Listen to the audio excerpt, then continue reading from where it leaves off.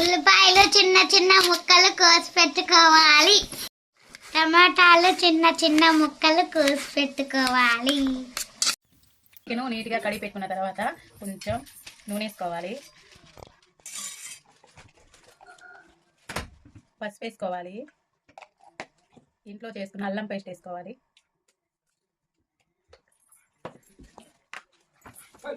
ఉప్పు వేసుకోవాలి, టేస్ట్కి తగ్గట్టుగా ఉప్పు వేసుకోవాలి,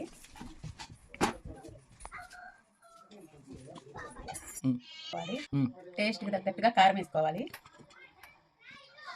అన్నీ వేసుకున్న తర్వాత చేయి పెట్టకపోయినా స్పూన్ తోటైనా కలుపుకోవచ్చు. కలుపుకున్న తర్వాత ఒక పావు గంట పెట్టుకోవాలి. పెట్టుకుంటే ముక్కకి ఉప్పు, కారం, పసుపు, అల్లం పేస్టు అన్నీ ముక్కకి పడతాయి. ఇలా కలిపి ఉప్పు, కారం, పసుపు వేసుకోవాలి. పచ్చిమిర్చి వేసుకోవాలి, ఆనియన్స్ వేసుకోవాలి, టమోటా వేసుకోవాలి,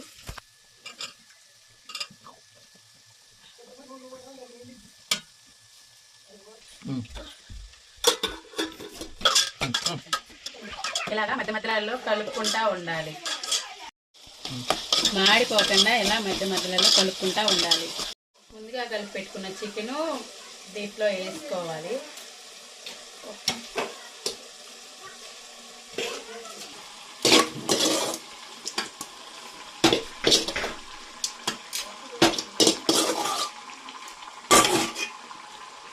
కూర దీంట్లో వేసిన తర్వాత ఒక 10 నిమిషాలు మగ్గిన తర్వాత నీళ్లు పోసుకోవాలి. మధ్యలో ఇలాగా కలుపుకోవాలి. అప్పుడు ముక్కకి బాగా నూనె పట్టుద్ది. మధ్య మధ్యలో అడుగంటకుండా కలుపుకుంటా ఉండాలి. 5 నిమిషాలకు ఒకసారి కలుపుకున్న తర్వాత సగం ఉడికింది ముక్క, ఇంకా వాటర్ పోసుకోవాలి. మనం ఇందాక కలిపి పెట్టుకున్న గిన్నెలోనే నీళ్లు పోసుకోవాలి.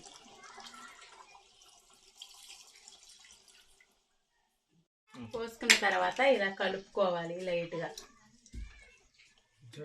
మూత పెట్టుకోవాలి. ఒక 10 నిమిషాలు సిమ్లో పెట్టేస్తే కోడి కూర అయిపోయింది.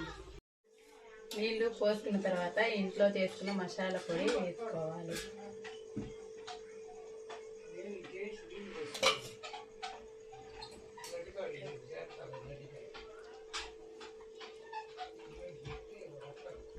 మసాలాలు ఇలాగా వేసుకున్న తర్వాత కూరకు పట్టేలాగా కొంచెం కలుపుకోవాలి.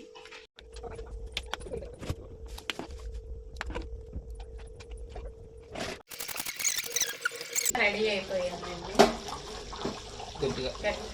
కడిగి ఇంకా కొత్తిమీర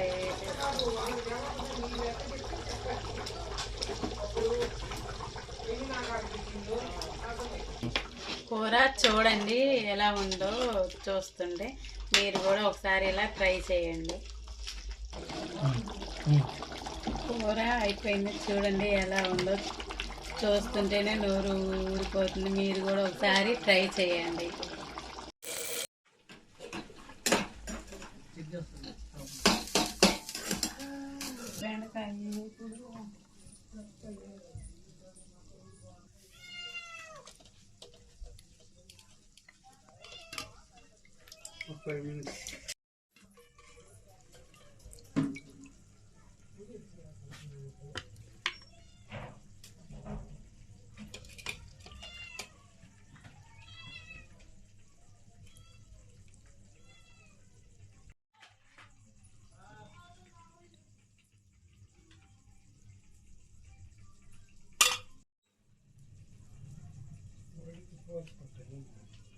Bak,